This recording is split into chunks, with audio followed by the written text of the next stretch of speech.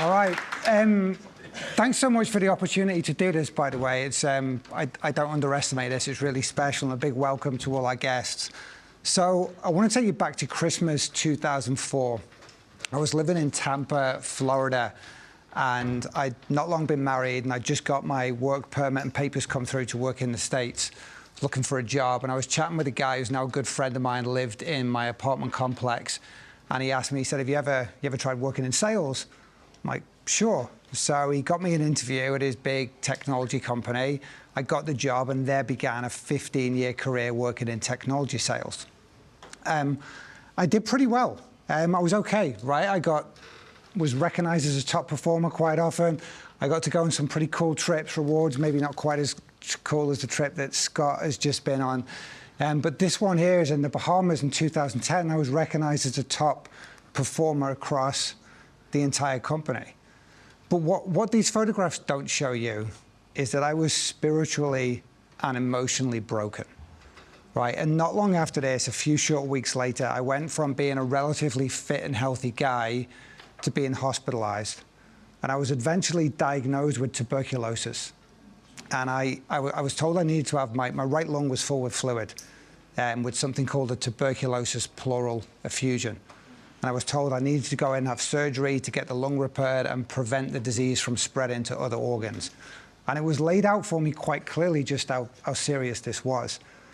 And I remember as I went in to the operating theater and they put the anesthetic in and I went off into La La Land, I had this very clear and profound insight that if I survived, I would spend the remainder of my life committed to living my purpose and helping other people with their lives.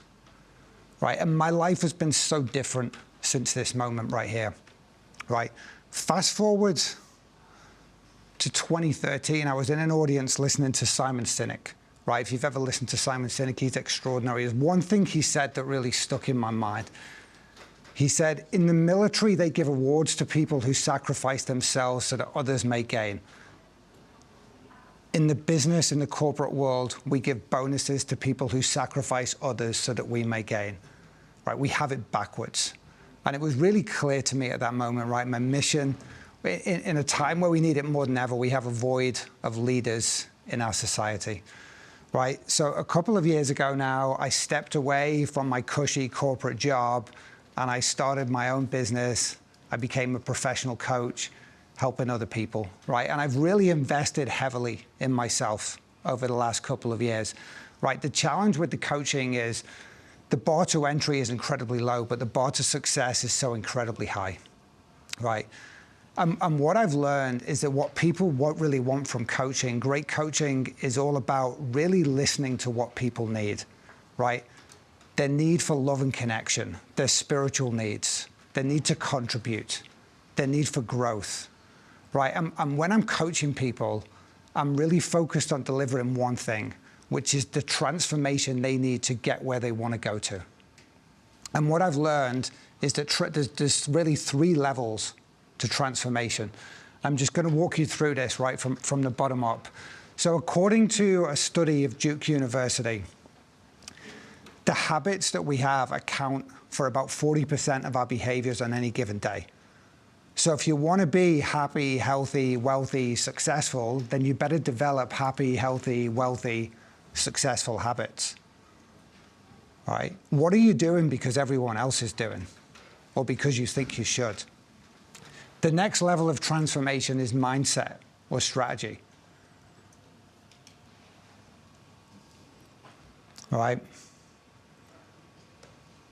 All too often we apply tactical solutions to strategic problems. Right? If a problem is constantly reoccurring in your life, it's because you didn't get to its root cause.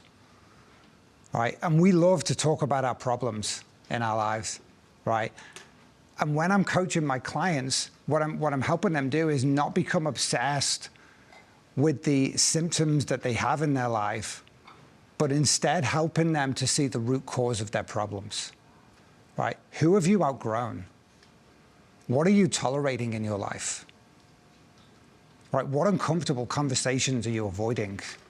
right? But if you really want to experience a massive shift in the way you live your life, you have to be willing to take a deep dive look into your identity and the environment that you live within, right? How you see your world becomes your world, okay? And your identity is shaped from the inside out, but it's reinforced from the outside in, okay? Winston Churchill over here famously said that we shape our buildings, but afterwards our buildings shape us, right? How often do you question your conventional beliefs? How accurate is your self-image, right? And the quickest way to get to transformation that I find with my clients is to help provide an insight. And I'm going to try and demonstrate insight to you right now. So if you wouldn't all mind playing along, if you'd all stand up with me. And what I'm going to do, I'm going to show you in a second a logo of a brand that you'll all be very familiar with. And within this logo, there's a hidden arrow.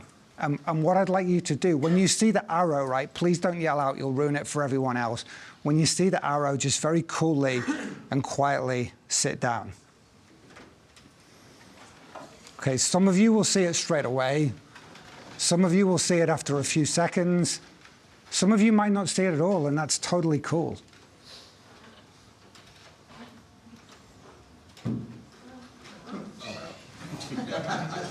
Right? So you might have heard that noise. It was very subtly with a couple of people, right? That's the sound of insight, right? You don't see it until you see it. And we all have our hidden blind spots in our life of things that we don't see that take a little bit of time for someone just to point out. And when we see it, a whole new world of possibility opens up for us. Okay, there's currently 3 ways that you can work with me, right? The first is a program called Maverick. Maverick is a two-month program. It's for people who've got somewhere they want to get and they want to get there quickly.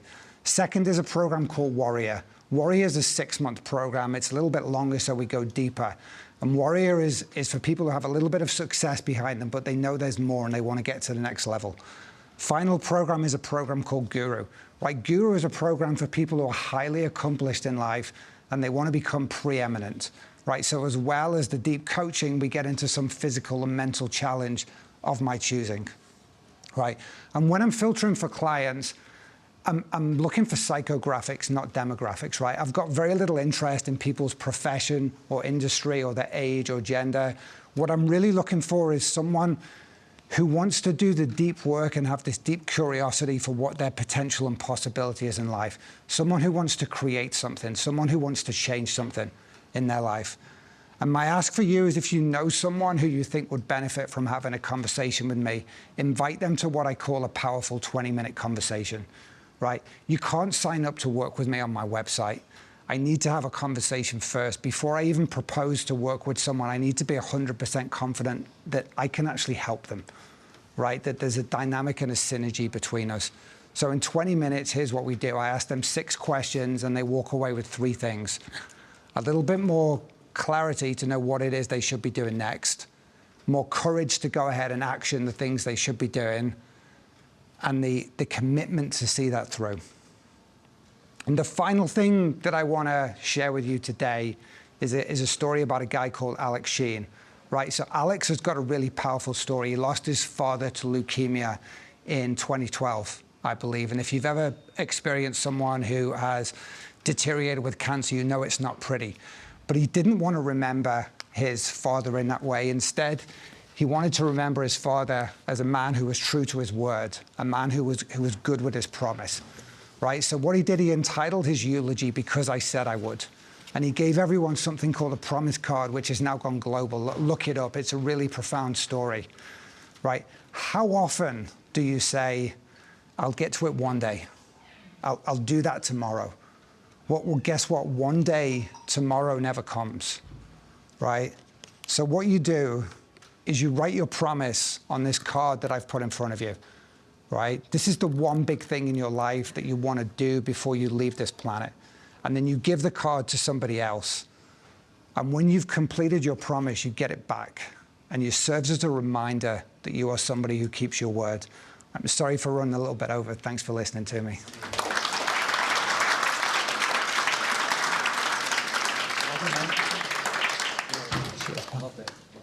Sorry, mate. How good was that? Good round of applause.